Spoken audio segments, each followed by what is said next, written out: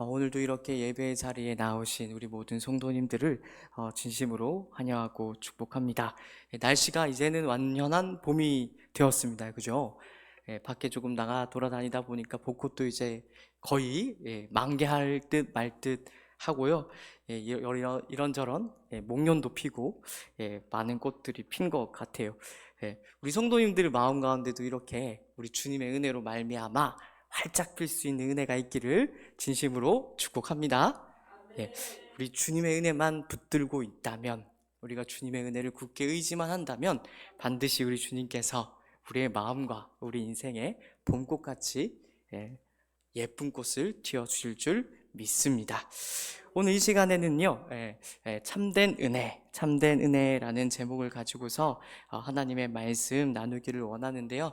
이 말씀 통해서 제가 말씀드린 것과 같이 우리 주님의 크신 은혜를 받아들일 수 있는 귀한 시간이 될 수 있기를 바랍니다.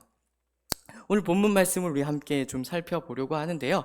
오늘 먼저 본문을 제대로 살펴보기에 앞서 오늘 본문의 배경이 어떻게 되는지를 좀 유념하는 것이 본문을 이해하는 데 도움이 될 것 같습니다. 우리 1절에 그 본문의 배경이 잘 나와 있는데요. 같이 한 목소리로 읽어보도록 하겠습니다. 그 후에 유대인의 명절이 되어 예수께서 예루살렘에 올라가시니라. 오늘 본문의 배경이 무엇이라고 되어 있지요? 명절이라고 되어 있습니다. 이 되게 재밌는 것이 무엇인가 하면 많은 학자들이 이 명절이 어떤 명절인가를 놓고 갑론을박을 한다라는 것입니다. 칼빈 같은 경우에는 오순절이라고 이야기를 하긴 하는데 다른 학자들은 불임절이라고 이야기하기도 하고요, 초막절이라고 이야기하기도 하고 또 다른 명절을 이야기하는 많은 학자들이 있습니다. 왜 그런가 하면 요한복음의 이제 다른 본문들 같은 경우에는 명절이 있으면 그 명절이 어떤 명절인지를 정확하게 이야기를 해주거든요. 근데 오늘 본문에서는 이상하게, 유독 독특하게 어떤 명절인지를 명시해 놓고 있지 않습니다. 왜 그런지는 모르겠어요. 하지만 우리가 본문을 면밀히 살펴본다면 그 이유를 우리가 알 수도 있습니다. 보통 우리가 명절이라고 하면 어떤 의미를 떠올릴 수가 있죠? 어떤 이미지가 떠오르시나요? 그죠? 추석이나 구정같이 즐겁고 기쁜 날이라는 이미지가 떠올릴 것입니다. 명절이 되면 많은 가족들이 한데 모여서 축하하고 기뻐하고 즐거워하고 맛있는 것도 먹는 그런 날이다라고 할 수 있는데, 사실 유대인들의 명절도 그런 의미가 있었죠. 분명히 종교적인 의미가, 신앙적인 의미가 있긴 했습니다만은 다른 의미로 이 날은 축제이기도 했습니다. 그래서 많은 영어 성경에서는 이 날을 우리말로는 명절이라고 했지만 축제일이라고 더 많이 번역을 했어요. 그만큼 이제 축제의 성격이 강했던 날이라는 것이죠. 근데 그 축제일에 오늘 본문에 일이 일어나는 것입니다. 오늘 본문에 어떤 일이 일어나고 있습니까? 축제일에 모든 사람들이 기쁘고 즐거운 날에 그 많은 사람이 또 한 자리에 모이는 예루살렘 성의 한 장소를 언급합니다. 그 장소가 어딘가 하면 바로 예루살렘에 있는 예루살렘 성 북동쪽에 있는 양문곁 베데스다 연못에 대한 이야기를 우리에게 들려주고 있는 것입니다. 베데스다라는 말의 뜻을 우리가 조금 이해하는 것이 오늘 본문을 이해함에 있어서도 도움이 될 것 같은데요. 베데스다라는 말은 한 번씩 들어보셨으리라 생각이 드는데 자비의 집, 은혜의 집이라는 뜻입니다. 그만큼 이제 거기가 아마 은혜가 넘쳤던 그런 자리이지 않았겠는가 싶은데, 오늘 본문에 보면 그 연못이 왜 베데스다라고 불렸는지 알게 하는 힌트가 담겨져 있습니다. 그것이 무엇인가 하면 미신 때문이죠. 어떤 미신이 있었는가 하면 천사가 가끔 그 못에 내려온다라고 합니다. 천사가 가끔 그 못에 내려가서 그 못을 한번 휘저으면 연못이 움직일 거 아닙니까? 그 연못이 움직이게 되면 그 연못에 가장 먼저 들어가는 사람은 어떤 병을 갖고 있든지 간에 낫게 된다는 그런 미신 내지 신화가 있었던 거예요. 그래서 아마도 그 연못이 베데스다, 은혜의 집이라는 그런 별칭으로 불리게 된 게 아닌가 생각이 듭니다. 어떤 의미에서 정말로 은혜의 집이라고 우리가 말을 할 수가 있을 것입니다. 많은 병자들, 오늘 본문에도 잘 나와 있죠. 3절 말씀에 보면 많은 병자들이 베데스다 연못가로 모였다라고 되어 있습니다. 맹인과 다리 저는 사람과 혈기 마른 사람들이 물의 움직임을, 연못을 바라보면서 시선을 집중하면서 그 연못가를 떠나지 않고 있었다라고 우리에게 이야기를 들려주고 있는 것입니다. 근데 그 병자들 가운데 오늘 본문의 주인공인 누구도 있었다라고 되어 있습니까? 38년 된 병자도 그 자리에 있었다라고 이야기를 하죠. 근데 그 병자가 누구를 만나게 됩니까?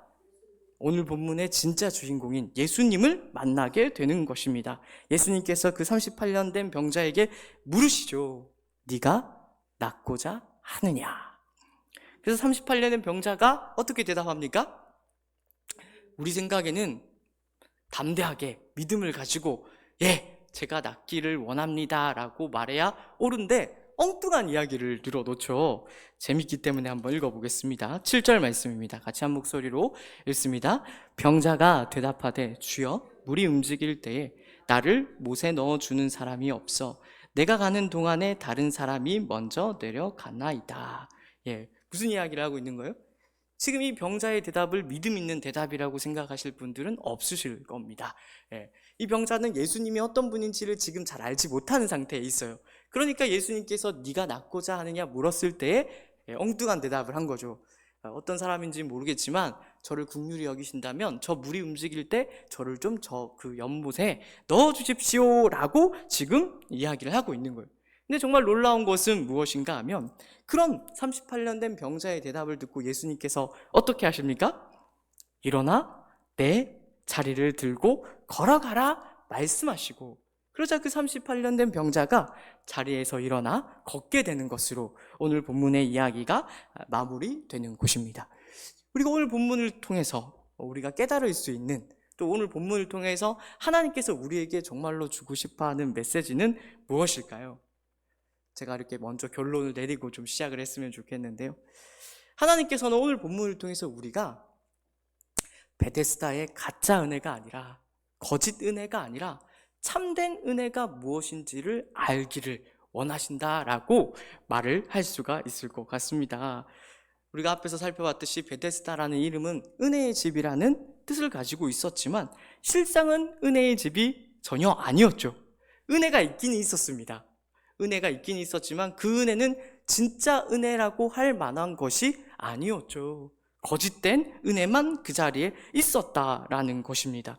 축제날이었잖아요. 모두가 기뻐하고 모두가 즐거워하는 그 날에 소망이 없는 자들, 오갈 데가 없는 자들, 아무 희망도 가질 수 없는 자들이 신락 같은 희망을 붙들고 나오는 그 거짓된 은혜의 자리가 우리가 오늘 살펴보고 있는 베데스다 연못이라고 우리가 말을 할 수가 있는 것이죠. 은혜의 집이지만 은혜가 없는 집, 그것이 바로 베데스다 연못이라고 우리가 말을 할 수가 있는 것입니다. 왜 은혜가 없다, 왜 거짓된 은혜만 있다 라고 이야기를 할 수 있을까요? 저는 이렇게 정리를 해보았습니다. 그 이유가 무엇인가 하면 그 은혜의 집에는 자격과 조건이 요구되었기 때문이죠. 어떤 자격과 조건이 요구되었습니까? 먼저 물에 들어가야 한다는, 천사가 내려와 물을 움직일 때 아마도 온천수나 광천수 같은 게 아니었을까 싶은데, 아무튼 물이 한번 움직였을 때 가장 먼저 그 연못에 들어가야 한다는 자격과 조건이 있었잖아요. 그죠? 그래서 많은 병자들이 거기에 희망을 걸고 신락 같은 희망을 붙들고 그 자리에 있었다라는 것이죠. 그 자격과 조건을 충족할 때에만 이 많은 병자들이 무엇을 누릴 수가 있어요? 비로소 은혜를 누릴 수 있는 것입니다. 그런데 성경은 그런 은혜가 참된 은혜가 아니다라고 오늘 본문 말씀을 통해서 우리에게 이야기를 하고 있다라는 것이죠. 이 말이 갖는 폭력성을 우리가 조금 깊이 생각해 보았으면 좋겠습니다. 은혜를 받는데 자격과 조건이 요구된다는 말이 얼마나 폭력적인지를 우리가 좀 생각해 볼 필요가 있다라는 것입니다. 아마 이 자리에 한 번도 실패를 경험하지 않으신 분들이 있을지 모르겠는데, 실패를 해보지 않으면 모르죠. 뭘 모릅니까? 방금 제가 이야기한 것처럼 은혜를 받기 위하여 자격과 요건을 채운다는 것이 얼마나 무시무시한 말인지를 우리가 모를 수 있다라는 것입니다. 물이 움직이면 빨리 뛰어가면 됩니다. 그렇지 않습니까? 물이 움직여서 그 물에 들어가서 어떤 병이 낫는다고 한다면 얼른 그 물에 뛰어 들어가기만 하면 됩니다. 어려울 거 있습니까? 없습니까? 예, 말로는 어려운 게 하나도 없죠. 예. 근데 말하자면 베데스다 연못은 그것이 은혜라고 이야기를 하면서 사람들에게 그런 말도 안 되는 자격과 조건을 이야기하는 거죠. 그 연못가에는 누구만 왔다고요? 정말로 병이 중한 사람들, 심지어는 걸을 수조차 없는, 오늘 우리가 살펴보고 있는 38년 된 병자도 어떻게 있었다고요? 걸을 수가 없었대요. 병이 오래되어서 뛰릴 수가 없었대요. 그래서 누워만 있었다라고 오늘 본문이 이야기를 하지 않습니까? 근데 그런 사람들에게 그 은혜가 어떻게 은혜가 될 수 있겠느냐는 말입니다. 이런 우스갯소리가 있습니다. 제가 퀴즈 하나를 낼 테니 한번 맞춰보시면 좋겠습니다. 혹시 코끼리를 냉장고에 집어넣는 방법을 아십니까? 예. 한 번도 못 들어보셨습니까? 예. 우스갯소리로 요즘 많이 하는 이야기인데 뭐라고 대답을 하냐면 먼저 냉장고 문을 먼저 열고 코끼리를 냉장고에 넣고 냉장고 문을 닫으면 됩니다. 예, 무슨 뜻인지 모르시겠죠?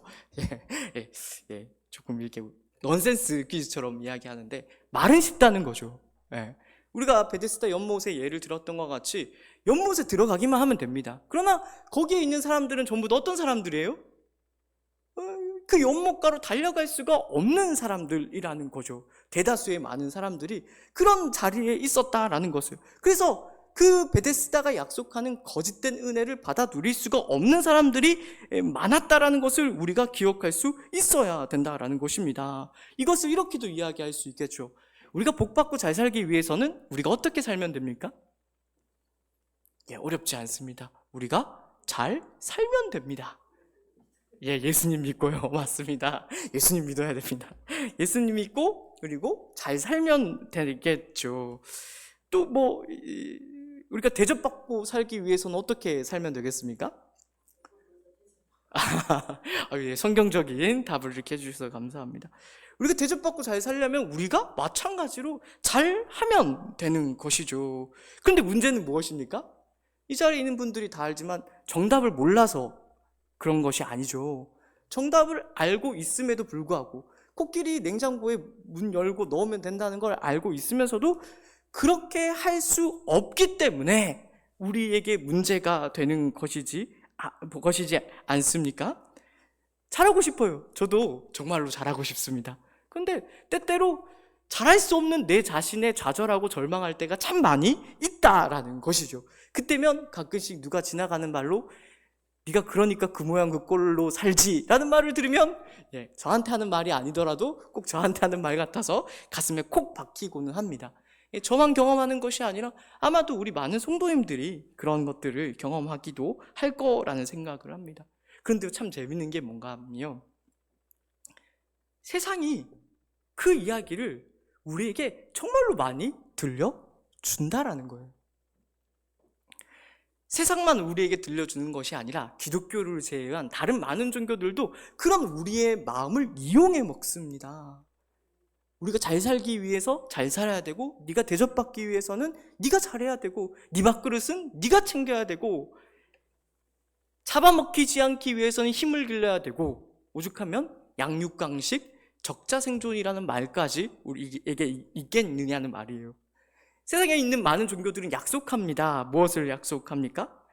복을 받으려면 그에 합당한 자격과 조건을 갖춰라. 적어도 노력을 해라 라고 이야기를 하죠. 가장 원초적인 형태가 무엇입니까?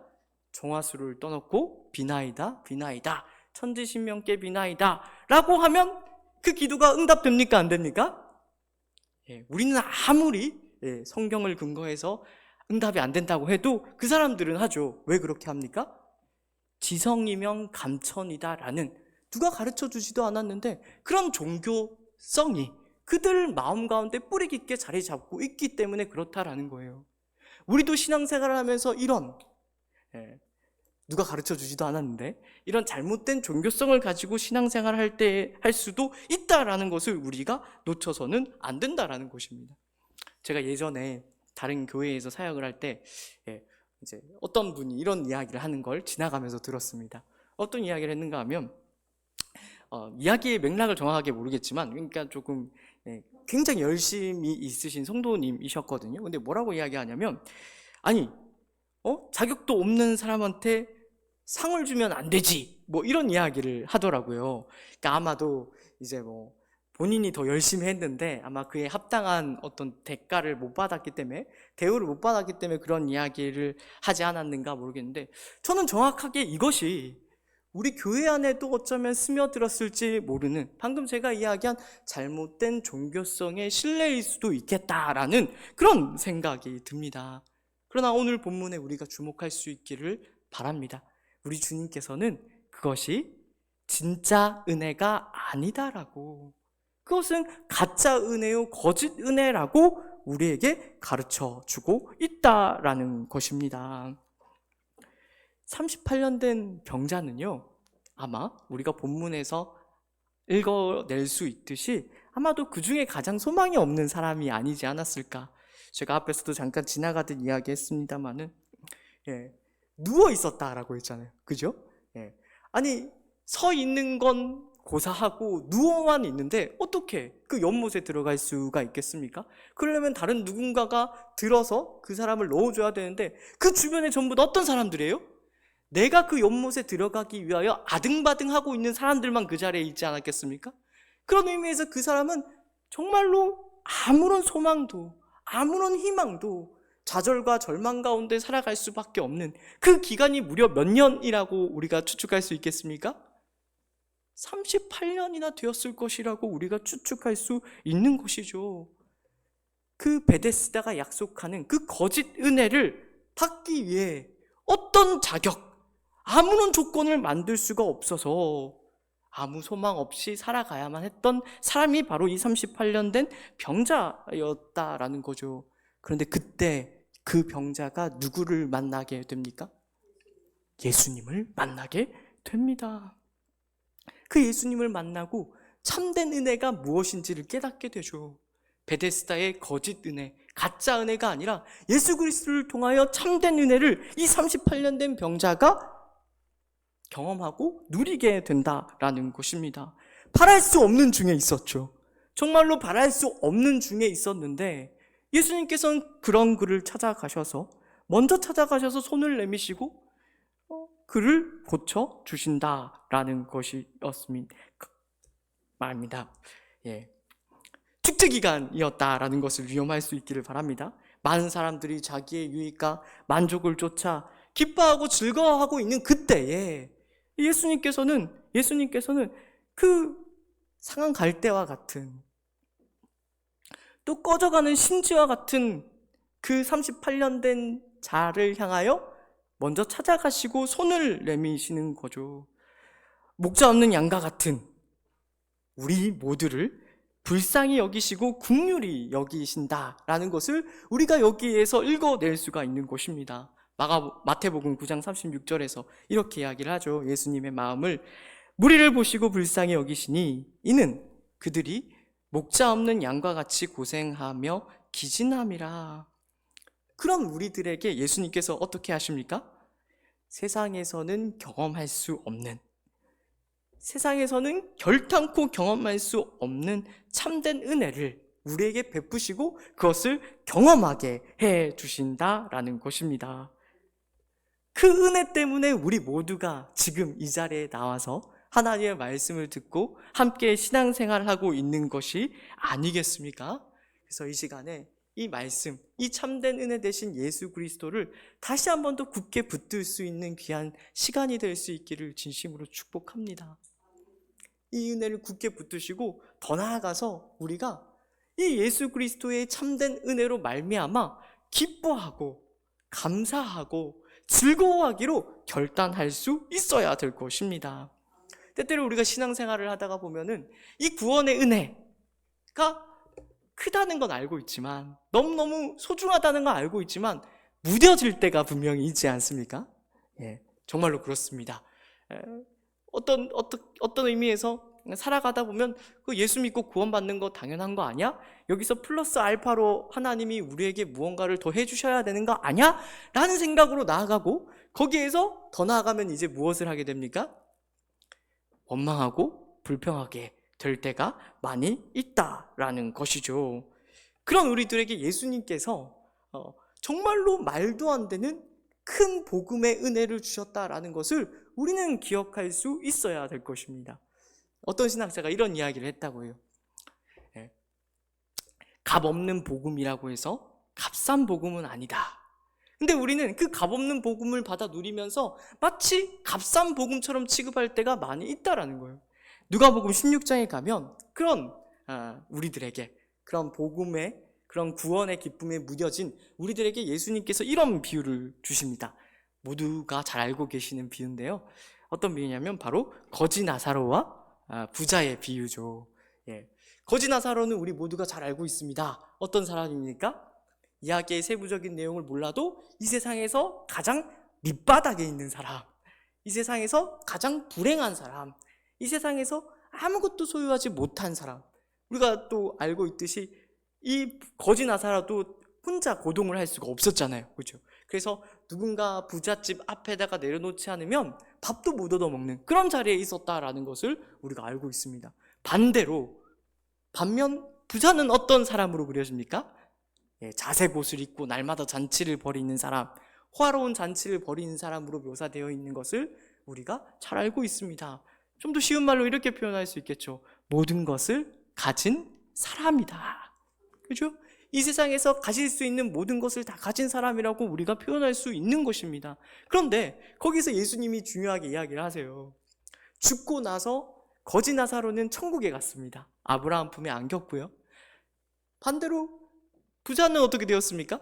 지옥에 떨어져서 지옥불에서 신음했다라는 것을 우리 모두가 잘 알고 있죠. 이 비유를 통해서 예수님이 우리에게 정말로 하고 싶으셨던 이야기가 무엇일까요? 누군가 예수 믿으면 천국 간다는 얘기 아니야 이렇게 말하실 분이 계실지 모르겠습니다. 그것도 맞는 말입니다. 예수님을 믿어야 천국 가는 건 틀림없는 진리니까요.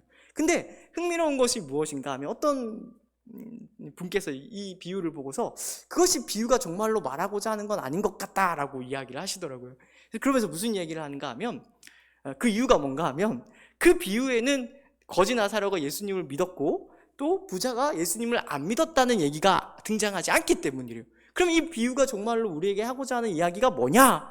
그것이 무엇인가 하면 바로 예수 믿는 제자들에게 제자들이 가지고 있는 구원의 크기와 깊이와 넓이가 얼마나 크고 무지막지한지를 알려주기 위해서 예수님께서 그 비유를 들어서 제자들에게 가르쳐 주셨다라는 것이죠. 무슨 말씀이신 줄 아시겠습니까? 예수님께서 제자들에게 물으시는 것입니다. 그리고 이 자리에 나와 있는 우리 성도님들에게도 물으십니다. 네가 정말로 예수를 믿어 얻은 구원의 가치, 크기, 깊이, 넓이를 알고 있느냐? 정말로 알고 있느냐를 물으시는 거죠. 아무것도 없는 가장 비천하고 비참한 거지 나사로라 할지라도 아무것도 가지지 못한 거지 나사로라 할지라도 예수를 믿어 천국에 가면 모든 것을 가진 자가 된다. 반대로 이 세상에서 모든 것을 다 가지고 있다 할지라도 예수를 믿지 않아 지옥에 간다면 모든 것을 잃어버린 자가 된다. 그만큼 너희가 소유한 복음이 그만큼 너희가 소유한 믿음으로 말미암은 구원이 얼마나 큰지를 너희가 알아야 되고 그리고 너희가 그 구원의 크기를 안다면 너희가 죽상을 하고 있을 수 없다라는 거죠. 우리가 가지고 있는 믿음 그리고 이 믿음을 통해 구원받았다라는 사실 그리고 그 사실이 갖는 그 가치를 우리는 다시 한 번 더 되새겨야 하고 붙들어야 되고 잊지 말아야 할 것입니다. 더 나아가 거기에 기뻐하고 감사하고 즐거워할 수 있어야 된다라는 것이죠. 거기서 멈출 것이 아니라 더 나아가야 됩니다. 기뻐하고 즐거워하고 감사하는 것뿐만 아니라 더 나아가서 이제는 축제 때 모든 사람들이 왁자지껄 자기의 유익과 만족을 찾으며 기뻐하고 즐거워하고 있을 때 예수님께서는 38년 된 병자를 향하여 손을 내미셨던 것과 같이 그리고 세리와 죄인들을 먼저 찾아가셨던 것과 같이 우리 또한 그와 같은 예수 그리스도의 마음에 동참할 수 있어야 할 것입니다. 그리스도의 심장을 가지고 우리 주변을 돌아볼 수 있어야 된다라는 것이죠. 사실 예수 믿는 것만으로도 우리는 너무 기쁘고 즐거워요. 그죠? 너무 행복합니다. 그러나 거기에서 멈추시면 안 됩니다. 이 받은 복, 이 헤아릴 수 없고 측량할 수 없는 복을 정말로 받아 누리고 있다고 생각한다면 거기에서 멈출 것이 아니라 그것을 흘려보내야 할 것입니다. 우리 주님께서 그렇게 살아내셨듯이 말입니다. 우리 주변을 돌아보십시다. 우리의 가족일 수도 있고요. 우리 교회의 어떤 성도님일 수도 있고요. 또 우리 집 주변에 살고 있는 이웃 또는 친척일 수도 있을 것입니다. 보통 그런 이 주변을 돌아보면 그렇잖아요. 왜 그렇게 사는지 알 것 같은 사람들이 있지 않습니까? 제가 너무 좀 심하게 말을 하는지 모르겠는데, 우리가 종종 어떤 마음이 있는가 하면 기왕 도와줄 거면은 그래도 뭔가 조금 어떤 희망이 보이는 사람, 그런 사람들을 도와주고 싶은 마음이 들지, 딱 봐도 아유 저거 왜 저렇게 사는지 알 것 같은 사람을 도와주고 싶은 생각이 잘 들지가 않아요. 그렇죠? 그러나 그때 우리는 우리가 받은 은혜를 떠올릴 수 있어야 될 것입니다. 그것이 영 틀린 말은 아닐 것입니다. 어떤 마음인지 저도 너무나 잘 알지만 그때 우리는 우리가 어느 자리에서 하나님 아버지의 그리고 또 예수 그리스도의 놀라운 은혜를 받아 누리고 있는지를 기억할 수 있어야 된다는 것이죠. 기왕이면 은혜 갚지 못한 사람들을 돌아볼 수 있어야 될 것입니다. 우리 주님께서 그렇게 하셨잖아요.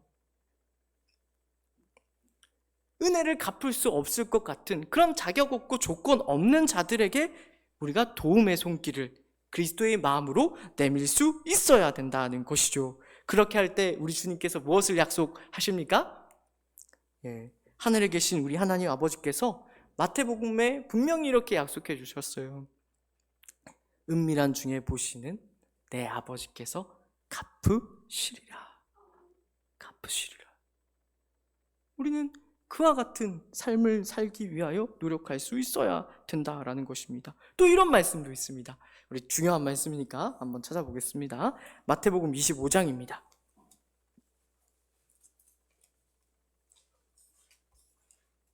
마태복음 25장 34절부터 40절까지 말씀을 우리 한번 보도록 하겠습니다.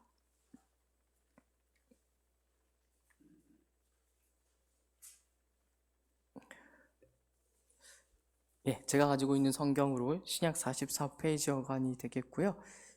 25장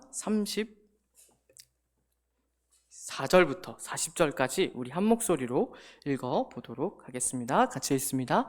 그때에 임금이 그 오른편에 있는 자들에게 이르시되 내 아버지께 복받을 자들이여 나와 창세로부터 너희를 위하여 예비된 나라를 상속받으라. 내가 줄일 때에 너희가 먹을 것을 주었고 목마를 때에 마시게 하였고 나그네 되었을 때에 영접하였고 헐벗었을 때에 옷을 입혔고 병들었을 때에 돌보았고 옥에 갇혔을 때에 와서 보았느니라. 이에 의인들이 대답하여 이르되 주여 우리가 어느 때에 주께서 줄이신 것을 보고 음식을 대접하였으며 목마르신 것을 보고 마시게 하였나이까. 어느 때에 나그네 되신 것을 보고 영접하였으며 헐 벗으신 것을 보고 옷 입혔나이까. 어느 때에 병드신 것이나 옥에 갇히신 것을 보고 가서 배었나이까 하리니 임금이 대답하여 이르시되 내가 진실로 너희에게 이르노니 너희가 여기 내 형제 중에 지극히 작은 자 하나에게 한 것이 곧 내게 한 것이니라 하시고. 아멘입니다. 우리 주님께서 마지막 날 이렇게 우리에게 이야기를 하신다는 거예요. 잘 이해할 수 있기를 바랍니다. 이렇게 누군가를 구제해야만 구원받는다는 이야기를 지금 우리에게 들려주고 계신 것이 아닙니다. 참된 은혜를 아는 사람이라면 그 은혜를 이렇게 흘려보낼 수밖에 없다라는 것이죠. 우리가 얼마나 큰 빚을 졌지만 그 하나님 아버지의 놀라운 은혜로 말미암아 그 빚이 탕감되었다는 걸 안다면 자연스럽게 우리가 그 은혜를 흘려보낼 수밖에 없고 이런 모습으로 나타날 수밖에 없다라는 것을 지금 우리 주님께서 말하고 있다는 것입니다. 오늘 말씀을 정리하기를 원합니다. 우리가 얼마나 큰 복을 받아 누리고 있는지, 무엇보다 우리가 얼마나 세상에서는 결코 찾아볼 수 없는 참된 은혜를 받아 누리고 있는지를 이 시간 분명히 깨달을 수 있기를 바랍니다. 깨달을 뿐만 아니라 그 참된 은혜가 얼마나 우리에게는 말도 안 되는 것인지, 그 가치가 얼마나 크고 놀랍고 헤아릴 수 없으며 측량할 수 없는 것인지를 깨닫고 기뻐할 수 있기를 바랍니다. 정말로 기뻐할 수 있기를 바랍니다. 그래서 우리가 매주마다 교회에 와서 말씀을 듣는 거 아니겠습니까? 왜냐하면 우리가 세상을 막 살아가다가 보면은 잊어먹거든요. 예수 믿는 거 당연한 것처럼 느껴지거든요. 은혜가 아니가 되는 그런 순간이 있거든요. 왜요? 세상살이가 팍팍하고 정신없고 휙휙 돌아가니까 뭐가 뭔지 모르겠어서. 그래서 원망하고 불평할 때가 많은데, 아닙니다. 우리는 원망할 수가 없고 불평할 수가 없는 자들이라는 것을 꼭 기억해 주십시오. 오히려 날마다 기뻐하고 감사하고 찬양해야 됩니다. 그리고 내꺼 이렇게 꽁꽁 싸매는 자들이 아니라 흘려보낼 수 있는 자들이 되어야 될 것입니다. 우리만 그렇게 살 수 있다라는 것을 우리 모든 성도님들께서 기억하셔서 오늘 우리 주변을 돌아보시고, 우리 주님이 빛 되셨듯이 우리 또한 빛이 되어 그 빛을 비출 수 있는 우리 모든 믿음의 성도님들 되시기를 진심으로 축복합니다. 기도하겠습니다. 사랑과 은혜가 많으신 하나님 아버지, 은혜를 감사합니다. 오늘 말씀을 통하여서 우리에게 참된 은혜가 무엇인지를 분명하게 가르쳐 주시니 참으로 감사합니다. 우리가 살아갈 때에 때때로 우리는 어떤 자격과 조건을 갖추어야만 될 것 같이 느껴질 때가 많이 있습니다. 그런데 그런 자격과 조건을 갖추지 못하여 좌절하고 절망할 때가 참 많이 있음도 이 시간 주님께 고백합니다. 그러나 주님, 그 모든 것을 뛰어넘어 주님께서 벌써 우리에게 놀라운 은혜를 베푸셨다는 것, 아무 자격도 없고 조건도 없는 죄인임에도 불구하고 놀라운 은혜를 베푸셨다라는 것을 우리가 이 시간 분명하게 깨닫습니다.